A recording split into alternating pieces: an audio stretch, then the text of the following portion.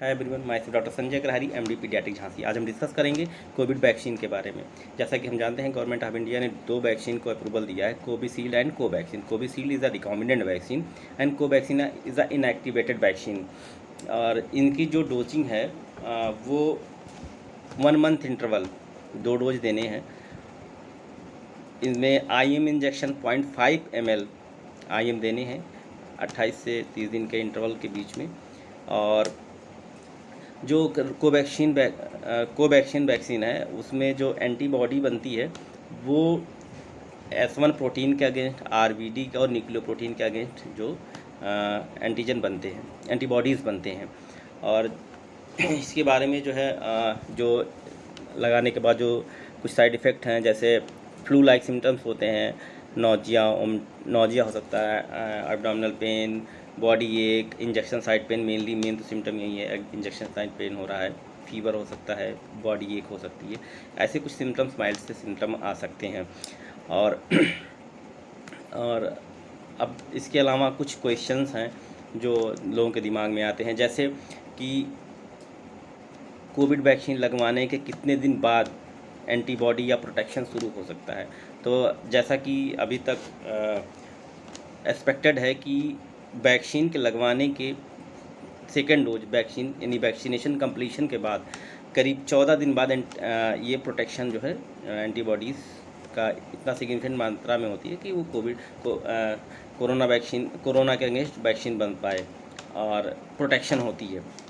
और अगला है कि इस वैक्सीन के लगवाने के बाद कि हमें कितने दिन तक प्रोटेक्शन मिल सकती है यानी कोरोना के अगेंस्ट। तो जो एक्सपेक्टेड है वो 6 महीने से 1 साल तक एक्सपेक्टेड है कि हमें प्रोटेक्शन मिल पाए। इसके अलावा कि अगला क्वेश्चन है, क्या हम प्रेगनेंसी में वैक्सीन लगवा सकते हैं या वो मदर जो ब्रेस्ट फीड करवा रही है वो वैक्सीन लगवा सकती है। तो ministry of health and family welfare के अनुसार कि प्रेग्नेंट लेडी और लैक्टेटिंग मदर में कोई ऐसा अभी तक ट्रायल हुआ नहीं, तो उन्हें अवॉइड करना है, उनको वैक्सीन नहीं लगवानी है।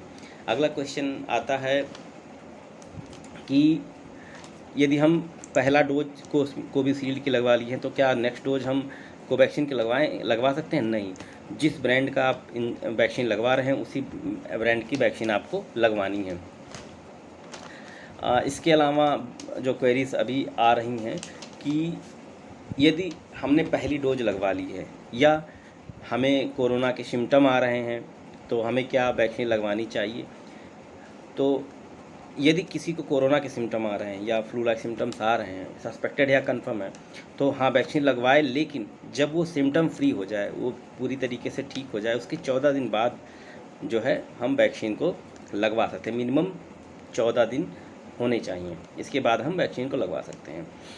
इसके अलावा ये क्वेश्चन है कि ज़रूरी है हम वैक्सीन लगवाएं क्योंकि एंटीबॉडी तो बनती है। तो हाँ, नेचुरल जो देखा गया माना जा रहा है कि नेचुरल यदि एंटीबॉडी बन रही है या इन्फेक्शन हुआ है, एंटीबॉडी बन गई है, तो ये वीन्ड हो जाते हैं एंटीबॉडीज़, तो इसको बूस्टअप करने के लिए वैक्सीन लगवाना चाहिए। इसके अलावा ये क्वेश्चन है कि यदि हमने पहली डोज लगवा ली है और हम कोविड पॉजिटिव हो गए हैं तो क्या हमें सेकंड डोज लगवानी चाहिए? बिल्कुल। और यदि लगवानी चाहिए तो कब लगवानी चाहिए? तो पहली डोज लगवा लिया आपने, फिर यदि आप पॉजिटिव हो गए हैं, आपको सिम्टम आ रहे हैं, तो फिर वही है कि मिनिमम जब तक आप सिम्टम फ्री नहीं हो जाते हैं, सिम्टम फ्री होने के बाद या पूरी तरीके से ठीक है, उसके बाद 14 दिन का इंटरवल लीजिए, उसके बाद भी आप वैक्सीन लगवाएँ जो सेकंड डोज बची हुई है।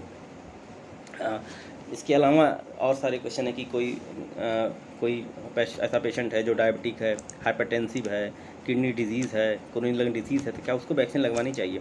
ज़रूर लगवाना चाहिए। ये कोरोना के लिए ज़्यादा प्रॉन है, इनमें सीवियरिटी ज़्यादा होती है, तो इसलिए इनको वैक्सीन लगवानी चाहिए ताकि जो है जो एंटीबॉडी बन जाए तो इसमें सीवियरिटी कम हो। जैसा कि देखा गया है, जो वैक्सीनेटेड हैं उनमें जो सीवियरिटी है वो कम है। इन्फेक्टिविटी तो सब में है, पर जो वैक्सीनेटेड पर्सन में है उन पे सीवियरिटी कम है कंपेयर टू अनवैक्सीनेटेड पेशेंट में। तो आपको वैक्सीन लगवाना चाहिए।